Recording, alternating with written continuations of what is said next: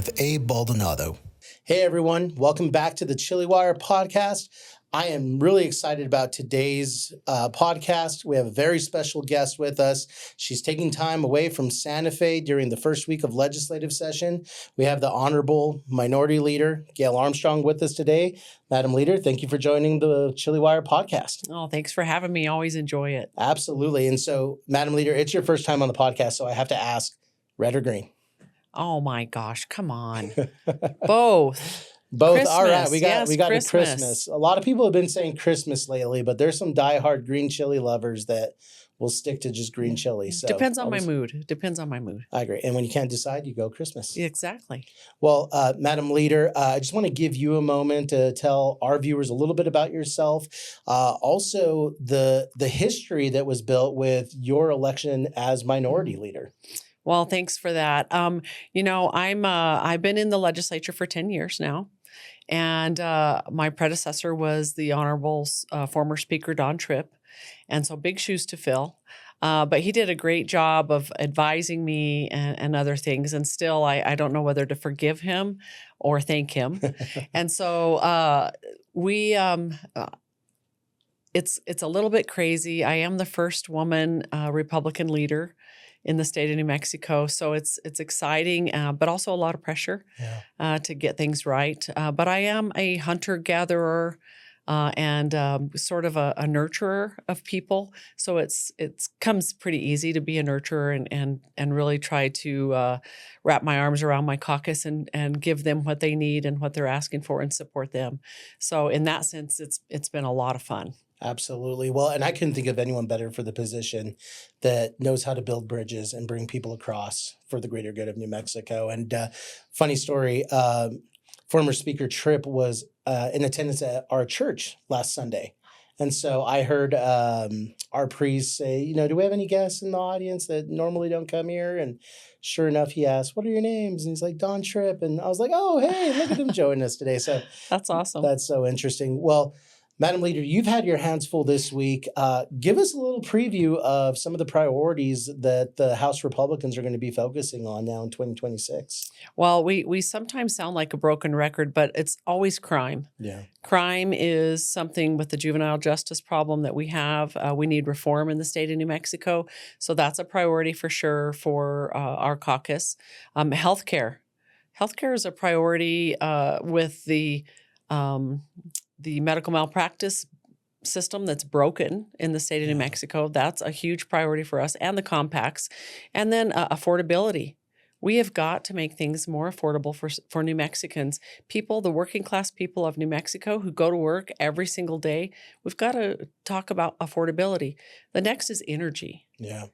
We have every single year, it seems like in the legislature, something negative comes up that impacts energy across New Mexico, and that falls into the affordability part of New Mexico, the healthcare part of New Mexico, and they are all intertwined.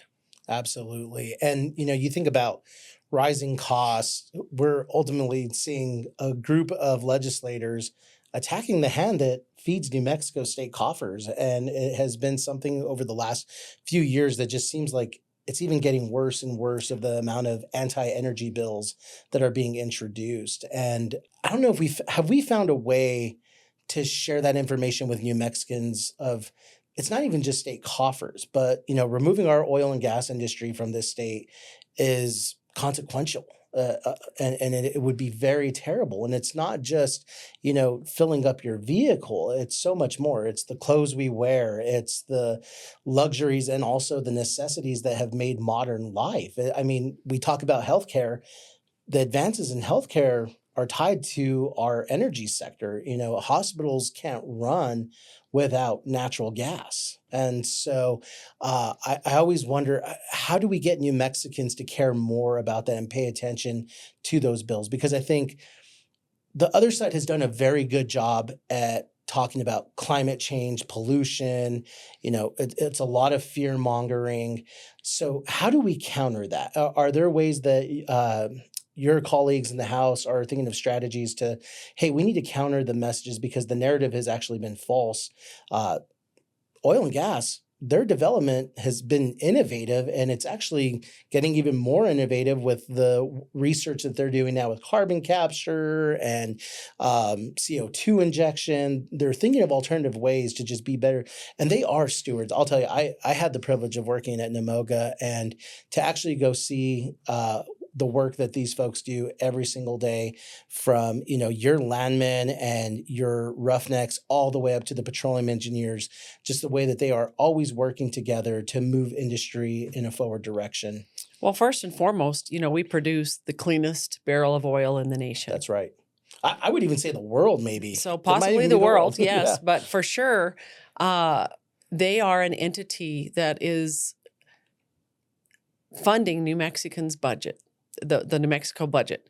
And so when we talk about negativity, petroleum products, first of all, we're all wearing them. If you I wear got 'em makeup, in my hair. yeah, I've got them in my hair. I'm wearing them on my face. I drove here.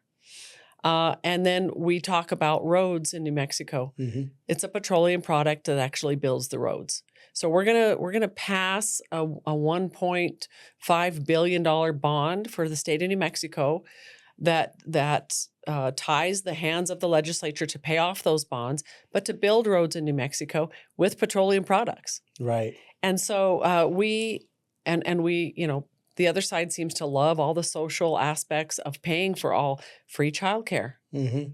free college, free lunch, free. It's not free.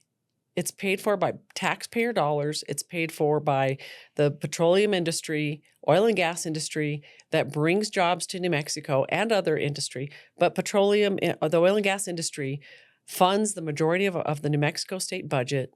And every year we just seem to want to drop a bomb on them and tax them more or regulate them more.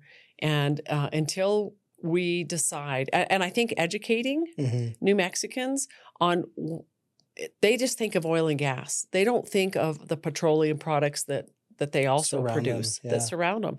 And so I think it is really about educating. I think the oil and gas industry has done a great job educating. We saw a lot of commercials last year. I'm seeing them on Facebook now.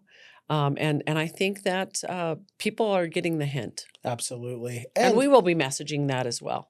Right. And it should this Clear Horizons bill, which is the big bill of the session, along with the Green Amendment that we've seen return as well, lowering costs. I mean, we see gas prices now hovering in the $1 range, maybe low $2. It's steadily going down. However, with the implementation of this sort of policy, I mean, we're going to see severe energy poverty throughout our state. And we already see rural New Mexico. You represent rural New Mexico. You see the impacts that, you know, this hurts a lot of the folks in rural New Mexico. Well, the thing that I was on a call early this morning, and we talked about all the broad language in that bill, the Horizons bill. I think it's Senate Bill 18. I believe. That's correct. It doesn't only affect the oil and gas industry. This is going to affect construction. And if you read the bill really closely, we believe it's going to affect the ag industry. Yeah, indirectly, for sure. I know last year's version, it explicitly called out agriculture. To make it better, they've removed that language. But when you start going after contractors and just even equipment, you think of equipment, those costs are going to rise, and that'll indirectly hurt our agricultural business. Yeah, and the mining industry. Yeah. The mining industry, these hot mix plants that are around, any kind of construction it's going to affect. And so when you talk about a bill that is that broad, it's unsustainable for New Mexico. Absolutely. And now what we're seeing today with advancement in AI, we're hearing a lot about data centers, and we see a lot of opposition, but there's an opportunity for New Mexico. We missed out in the past of being the Simi Valley. Jeff Bezos here, Bill Gates, you know, we missed out on a lot of opportunities. And it seems like a lot of these policies are going to push people more away from New Mexico when people are saying, y'all have great resources. Let us bring jobs to you. Let us bring economic growth. but our policies continue to be anti-business. And I see a great opportunity for data centers in New Mexico to be the hub for data centers, to create jobs, and take us into that next phase of innovation with artificial intelligence and just the way life is going to eventually be. I don't think we're going to stop it. Well, why not make it something that New Mexico can take the reins and say, you know what, we were the leader in that. Yeah, it's we're always scared to be the leader in an industry that is actually something that we could be in. We never want to be the first in something good. It seems like we're always the first in something bad. Yeah. And so I think the data centers for sure will be affected by that. And I know there's a big project down in the Las Cruces area that they're really touting. New Mexico's open for business, and we want these data centers. People are worried about the oil part of it. I know for a fact that there's a petroleum product that can be used in those data centers, that it would be a great alternative to some of the water issues that we have in the state of New Mexico. But ultimately, business in New Mexico is what makes New Mexico go round. And if we just keep pushing regulation and anti-business, I'm not sure where we're going to get the taxpayer money to pay for all of these social issues that we want to support. Yeah, absolutely. And just even funding our schools. Our Yeah. schools have year after year benefited 1.4 billion, if not more, in revenues to support our public education system. And with that money gone, and I think we're missing a very big pipeline of getting students into energy careers. Yeah. And that's unfortunate because I was shocked to find out how much people make in the energy industry. I mean, even right out of high school, if you have an apprenticeship or some sort of certificate, you're making six figures. So you talk about taking people out of poverty and giving them life-changing money to just lift themselves up. It is, talk about prosperity. It Right. is amazing. Shifting gears, let's talk crime. It seems like people try to tell us it's not that bad. We've heard Mayor Keller here in Albuquerque say homelessness isn't that bad. Crime isn't that bad. It's actually gone down. I'm like, no, people just aren't reporting it because there's nothing to be done about it. They tell you, oh, call and file a complaint or get online. And by that time, it's like, why am I going to do all that if I already got robbed? Right. Well, we heard loud and clear from the task force that we put together, and kind of replicated a committee hearing, invited local. We didn't look at or Republican or Democrat. We invited local people in the industry that face this every single day, and people that have been affected by crime to come and testify in those committees. And we know, and the data shows, that crime is an issue. Juvenile crime is an issue, not holding people accountable, but also looking at what are the resources that we have to help those juveniles that are committing really bad crimes, murder, rape, different things, crimes with firearms. And then they just keep recommitting. So holding those juveniles accountable, but also making sure we have the resources to help them try to rehabilitate. Right. But until we do that, unfortunately, the other side just wants to regulate the gun shops and regulate what law-abiding gun owners can do. That's not the problem. The problem is the people that are actually committing crimes are the ones that need to be held accountable. Right. And so until we do that, and Republicans and Democrats agree on that, the legislature is the one that's stopping it. And it's the progressive left that's stopping it. It's not the conservative Democrats. It's not the conservative Republicans. It's the progressive left. Right. And we've heard it a lot in their comments about, a juvenile suffered trauma. Yes, you know what? They may have had a rough upbringing, but it still doesn't end the accountability of right and wrong. And there are consequences to that. And yes, we need to figure out a way to rehabilitate them. We need to get them the services that they need if they are dealing with traumas from an abusive past. We see foster care. A lot of times, kids who go in and out of the foster system could potentially go down a bad road. Neglect. There are things that happen in a child's life, but at the end of the day, they still need to learn that there's right and wrong. There's consequences to your actions. And, we had Rudy Mora on a while back, and it was interesting to hear his take as a former state police officer and what he saw. But just even seeing how gangs and criminal entities view children is because first they know that they won't get in that much trouble. They'll get a slap on the wrist, and the moment they turn 18 or 21, all is forgiven. But also they know that there's a way to neurologically change the mindset of children because their minds are like sponges. They're very delicate at a young age, and they manipulate them to believe that killing and drug dealing and everything is okay. It's normal when it is in fact not. And it was interesting to just hear his story of how he saw these entities taking advantage of youth and reshaping their minds because they knew they could do that. And it was very unfortunate to hear that they take advantage of our most vulnerable kids. Yeah, well, repeat juvenile offenders is an issue. Accountability is an issue, but also making sure that just the erosion of the family unit is a real issue. And as a mom, I have 4 children and I have 13 grandchildren, and I see the family unit eroding across New Mexico, and really trying to figure out, why is it eroding? How do we stop that? I mean, we can talk about CYFD reform. We can talk about CARA babies, and some days it is very it's just overwhelming, all the wrong that is going on in New Mexico, and how many times and we've tried to fix it and people just don't listen. Yeah.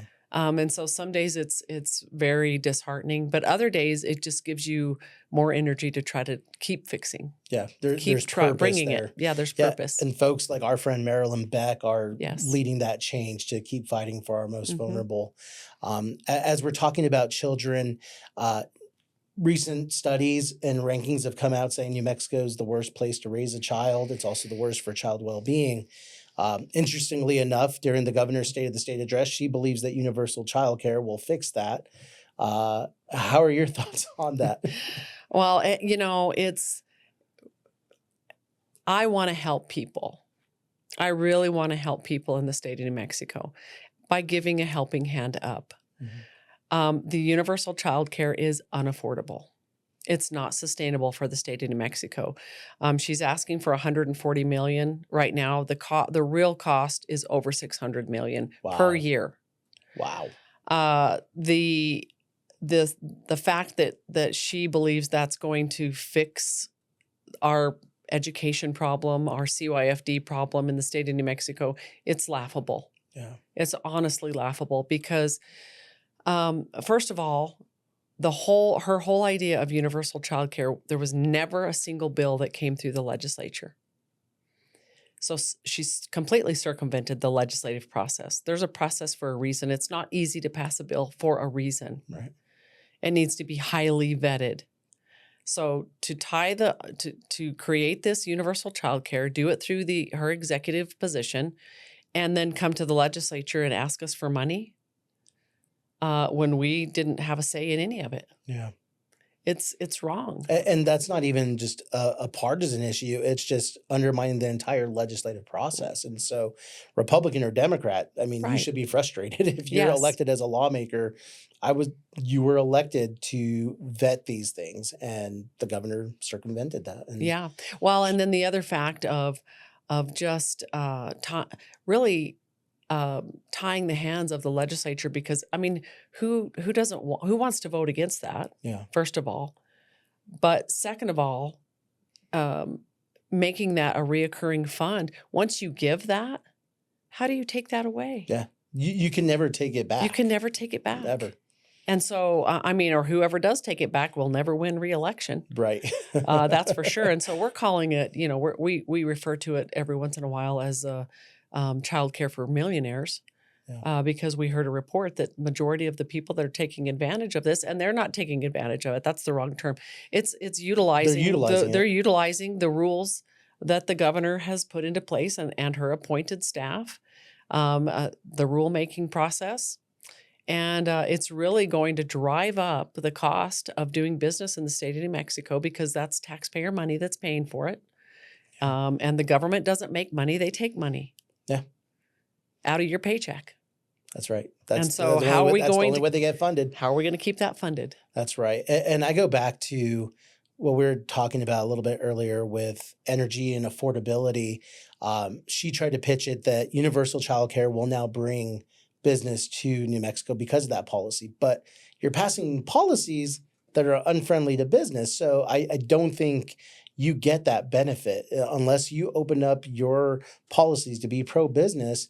Then, okay, maybe there's an incentive. Okay, there's free childcare. But I also think about your point about the family unit. You're now taking kids out of the family unit even sooner.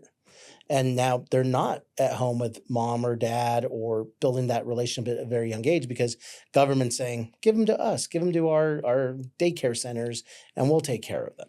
Right. Well, the other part of it is our education system. So in the early childhood, early childhood, say the daycare centers, childcare centers, we don't have curriculum that is creating a small human and getting them ready to go into the education system.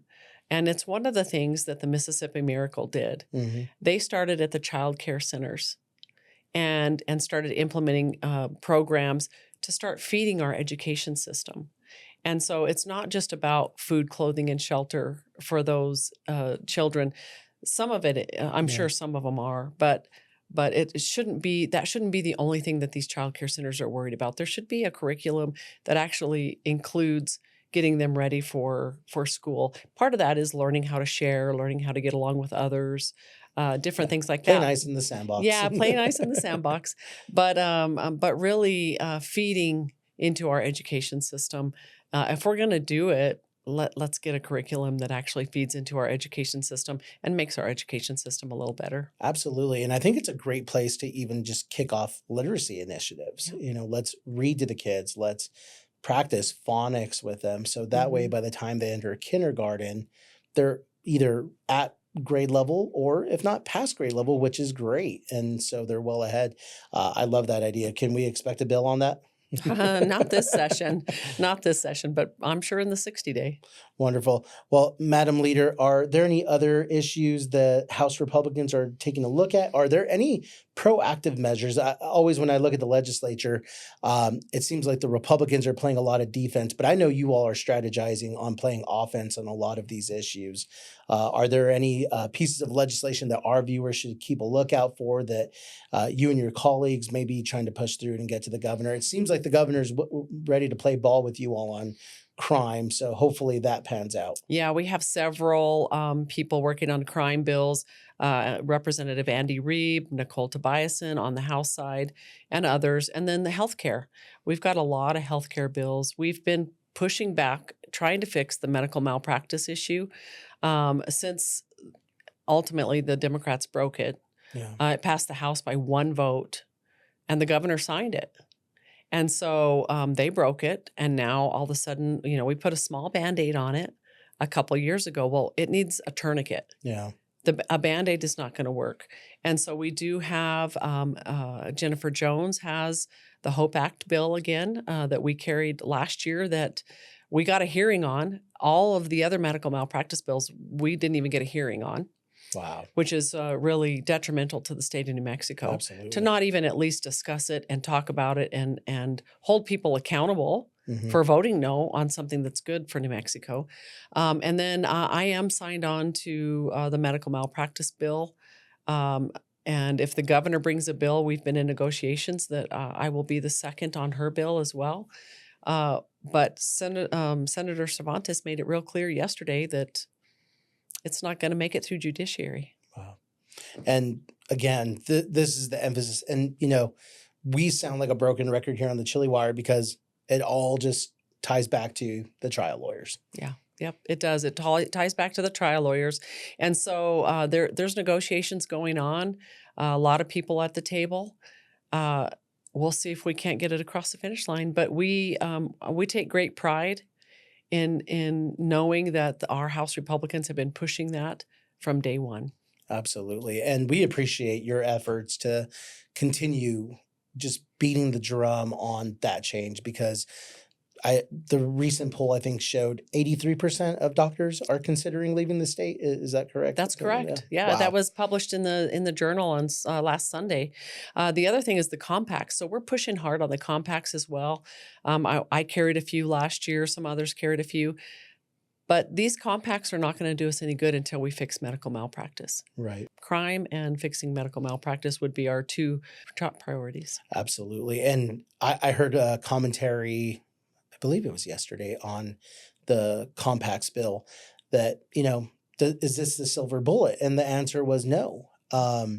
It's a puzzle piece to it, but if we don't fix punitive damages and going after our doctors' livelihoods, their kids' livelihoods, their college funds, these doctors, now that you opened up the compact, great. You just gave them more incentive, and this was the comment that was made, more incentive to move to another state, and now they can practice in New Mexico, but they're still going to leave New Mexico because they're going to go be in a safe haven like Texas or another state that's just a little bit more kinder to them and still bearing responsibility on bad actors.